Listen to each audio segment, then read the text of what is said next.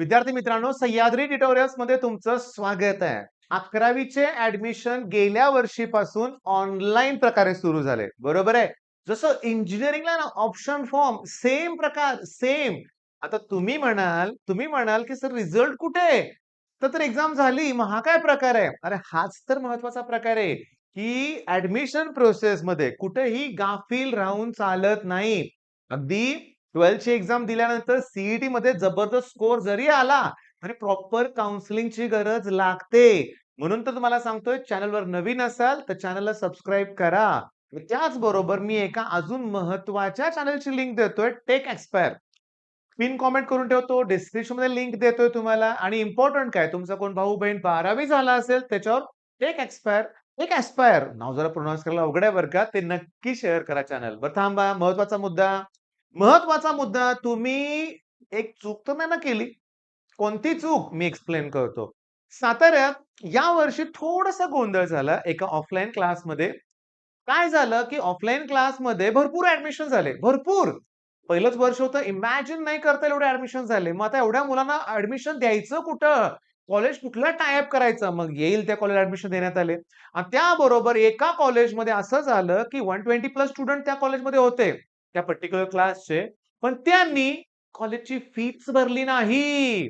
त्यामुळे कॉलेजनं एक अल्टिमेटम देऊन टाकलं मुलांना की तुम्हाला परीक्षेला बसू दिला नाही. मग झाला का गोंधळ पुन्हा सुरू, स्टार्ट गोंधळ. ठीक आहे. मग हे पहिली सूचना देतो की 11च्या ऍडमिशनच्या वेळेस तुमचे इम्पॉर्टंट डॉक्युमेंट क्लासेसमध्ये सबमिट करू नका. तुम्ही वेळ काढा. स्वतःहून ऍडमिशन घ्यायला जायचंय. खूप सूचना देणार आहे. खूप सूचना देणार आहे. पहिली सूचना काय? स्वतःहून कॉलेजला ऍडमिशन घ्यायचं. पहिली गोष्ट म्हणजे कोल्हापूर मधली गेल्या वर्षीची घटना.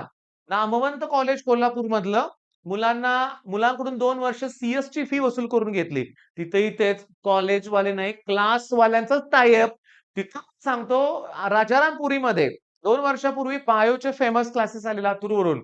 एवढे ऍडमिशन झाले की गल्ल्या बंद कराव्या लागल्या, पोलीस बंदोबस्त लावला, एवढी पालकांची गर्दी. पालक रिस्पॉन्स देतात तो क्लासेसना, काय सांगायचं. लातूरचा क्लास कोल्हापूरमध्ये येतोय म्हणल्यावर, ते पण नेहमीच रिझल्ट देणारा क्लास. पालकांना मुलांच्या भविष्याची काळजी आहे ना. पण क्लासेसवाल्यांनी ज्या कॉलेजवर टाय अप केलं, त्यांनी काय केलं गेल्या वर्षी? त्यांनी ना मुलांकडून 2 वर्ष CS आयटीच्या काय असेल ते फीस घेतल्या. अरे पण त्या कॉलेजमध्ये सीएसला मान्यताच नव्हती. फक्त परीक्षेला 3 दिवस उरले होते बोर्डच्या एक्झामला. तेव्हा मुलांना सांगण्यात आलं, तुम्हाला मराठीचा पेपर द्यायचा आहे. अरे शॉकिंग! तुम्ही 2 वर्ष मराठी बघितलं नाही आणि 3 दिवसात करणार आहे व्हय अभ्यास? कसं काय? अक्षरशः सांगतो, मी YouTubeवर अजून व्हिडिओ आहेत. Kolhapur last year tragedy search search करा, तुम्हाला व्हिडिओ मिळतील. नामवंत कॉलेज आहे. झाली का फसवणूक? क्रमांक 2. पहिली गोष्ट मनासारखा विषय नाही. पहिली गोष्ट आणखी सगळ्यात महत्वाचं, कॉलेजचा टाय-अप आहे क्लासची. क्लासेसवाले फी भरतात का ते पण बघा. तसं आपण भरलं म्हणून काय बिघडतंय? आपण जायचंय. बरोबर? सब्जेक्ट आपण निवडायचे आहेत. बरोबर. आता सगळ्यात इम्पोर्टंट आणखी सूचना. यावर्षी आता ती न्यूज नाही रे माझ्याकडे. यावर्षी ना माझे एक फ्रेंड आहे, त्यांनी न्यूजपेपर मधलं आर्टिकल मला दाखवलं. गव्हर्नमेंट काय म्हणतंय, की जिथं 11वीचं ऍडमिशन घ्याल ना, तिथंच 12वी करायची. कॉलेज चेंज करून देणार नाही. आता त्याच्या मागचं काय कारण आहे सांगायची गरज नाहीये. कारण कॉलेज जर चेंज केलं तर ह्यांची जागा कोण भरणार? ह्यांना फीस कुठून मिळणार? तर ह्यांना ह्यांच्या कॉलेजेसमध्ये एकदा आलेला मुलगा परत सोडायचा नाहीये. मग जर असा जर नियम असेल, आम्ही आहे ना सांगायला तुम्हाला. डिक्लेअर झालं की इमिजिएटली सांगू. बरं असं तसं सांगणार नाही. विथ आम्ही पुरावा सगळ्या गोष्टी घेऊन तुम्हाला सांगू. अधिकृत पोर्टलवरून सांगू, लक्षात घ्या. मेन पॉइंट काय, तसं झालं तर करायचं काय रे? पण हा डिसिजन अतिशय चुकीचा आहे. गव्हर्नमेंटला याच्यावर थोडासा विचार करावा लागणार आहे. बदली झाल्यावर काय करणार? आता समजा एखाद्या मुलाचे पालक साताऱ्यात आहेत, सांगलीला बदली झाली, तर मुलाला साताऱ्यातच ठेवायचा का? आणि मुलगा ठेवू हो, मुलगी असल्यावर काय करणार? की इतकं सेफ आहे का सगळ्यांसाठी हॉस्टेल राहणं, हे करणं? त्यामुळे गव्हर्नमेंटचे नियम इथं गडबड होते. बरं, आता सगळ्या गोष्टी बघून सांगा, क्लासेस वाल्यांकडून आणखीन काय केलं जातं अकॅडमीज मध्ये तुम्हाला सांगतो. मोठ्या उत्साहात जेईची प्रिपरेशन होते. 11वीत गेल्यावर कळतं की जेई होत नाहीये. मग हा मुला पुन्हा काय करतो की अकॅडमी चेंज करतो. नाही आता बास, जेई नाही, मला सीईटी साठी क्लास लावायचा आहे. दरवर्षी अशी शेकड मुलं माझ्याकडे ऑफलाईनला येतात जेई सोडून. मग काय ऑब्झर्व्ह केलं आम्ही, त्यांच्या अकॅडमीत काय केलं जातं, आमची 12वीची फी भरा, त्याशिवाय डॉक्युमेंट देणार नाही. अरे पण डॉक्युमेंट क्लासेस वाल्यांकडे कुठे असतात? कॉलेजमध्ये पाहिजे ना. मग क्लासवाले कसे करू शकतात? करतात, करतात, लक्षात घ्या. मग 12ची सगळी फी भरा, डॉक्युमेंट देणार नाही. 12ची फी नाही भरली तुम्ही, परीक्षेला बसून देणार नाही. मग पालक घाबरतात. मग ही वेळ येऊनच द्यायची नाही ना. आपलं आपण कॉलेज निवडायचं ना. गव्हर्नमेंटने दिलाय ना आपल्याला ऑप्शन. आता मी तुम्हाला सांगतो, ही नोटीस क्लिअरली वाचून दाखवतोय, लक्ष द्या. शिक्षण संचालनालय, ओके. शिक्षण संचालनालय, संचालनालय. हे जरा अवघड शब्द आहे मराठी, लक्षात घ्या. माध्यमिक, उच्च माध्यमिक, ठीक आहे, हे सगळं दिलंय. जाहीर ही सूचनाच आहे. 11 आणि सगळ्यात महत्वाचं 26-27 म्हणजे आपलंच आहे. 26-27 मग 11वी ऑनलाईन प्रवेश प्रक्रियेकरता विद्यार्थ्यांना भाग 1 भरायची सुविधा आहे. बाळांनो, भाग 1 तेही 10 एप्रिल पासून. 5 पासून, ते पण सकाळी 10 वाजल्यापासून सुरू करण्यात येत आहे. ओके. पार्ट 1 फिल करायचं आणि सगळ्यात इम्पोर्टंट तुमचा प्रश्न होता ना, रिझल्ट कुठे आहे अजून? तर सांगतो, तो जो पार्ट 2 आहे ना, तो मात्र रिझल्ट जाहीर झाल्यानंतर तो उपलब्ध करून देणार आहे ना, उपलब्ध म्हणजे अवेलेबल करून देणार आहेत, लक्षात घ्या. म्हणजे आजपासूनच फॉर्म भरायचा आपल्याला. बरोबर आहे. एक लक्षात घ्या, लास्ट इयर मी बघितलंय, तसा गव्हर्नमेंटचा निर्णय मला आवडला. कारण इंजिनिअरिंग प्रमाणे ॲडमिशन्स होतायत. ओके. कॅटेगरी वाईज तुम्हाला आरक्षण मिळतंय. जे पहिला नव्हतं, एवढं नव्हतं. पहिला असं होतं, की प्रायव्हेट कॉलेज म्हणजे ज्या क्लासचे टाइप तिथलेच विद्यार्थी असायचे. आता कुठल्याही कॉलेजमध्ये कुणीही ॲडमिशन घेऊ शकतंय, हे लक्षात घ्या. बरं, ऑप्शन फॉर्म आता कुठे भरायचे आहेत? नाही. मग पार्ट 1 मध्ये त्यांना जी काही माहिती असेल ती आपण भरू शकतो, लक्षात घ्या. सगळ्यात महत्त्वाचं, विद्यार्थी, पालक आणि प्रिन्सिपल यांनी नोंद घ्यावी असेल आणि सगळ्यात महत्त्वाचं, या बाबीची व्यापक स्वरूपात प्रसिद्धी देण्यात यावी. ओके. मी तुम्हाला सांगतो, इथे हेल्पलाईन नंबर आहे. करून बघा एखादा कॉल, चला. करून बघा कॉल, विचारा काय भाग 1 चे कुठं फॉर्म काय असेल ते बघा. त्या अधिकृत पोर्टलवरती जावा, त्यांच्या वेबसाईटवरती जावा आणि तिथं ते बघा. ओके. मी हे बाजूला करतोय.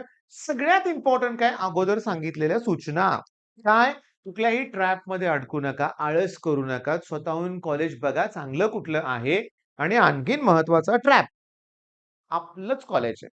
आपलंच कॉलेज आहे. भले 200 किलोमीटर दूर असू दे. आपलंच आहे. साताऱ्यात असे क्लासेस आहेत, की ज्यांचे कॉलेजेस कोल्हापूरमध्ये आहेत. का? आपलंच कॉलेज आहे. मॅनेज केलंय सगळं. टेन्शन घ्यायचं नाही. अरे पोरं खुश. आणखीन काय पाहिजे? अरे वाह! सरांनी सांगितलंय. मॅनेज केलंय. वाईट अवस्था आहे. फार वाईट आहे. फार वाईट. लक्षात घ्या. मी तुम्हाला सांगतो, जे कोचिंगवाले स्टार्टला विद्यार्थ्यांना असं आश्वासन देत असतील, की मॅनेज करू, तुम्हाला डायजेस्ट देऊ. काय उपयोग आहे? काय उपयोग आहे? मला ना कोल्हापुरात एक मुलगा भेटला होता. त्यानं सांगितलं, की XYZ कुठला असेल, खरं किंवा खोटं. त्यामुळे मी त्या कॉलेजचं नाव तर घेऊ शकत नाही. काय माहीत मुलगा खरं सांगतोय, खोटं सांगतोय. पण मुलगानं खरं सांगितलं असेल असं वाटतंय. कारण मी त्याला एक शिकून बघितलं होतं. तो म्हणला, "सर आम्हाला पण डायजेस्ट दिले होते." मग का रे रिपीट करतोय? तो म्हणला, "सर डायजेस्ट दिले होते हो. मग तो प्रश्न कुठल्या टॉपिकचा हे तर मला कळालं पाहिजे, कारण मी वर्षभर अभ्यास केलाच नव्हता." नाही का पंचायत? मग इथून ऐकलं पाहिजे सगळं. ते डायजेस्ट फाडून त्यातले प्रश्न द्या. मग हे हिरो लोक लिहिणार.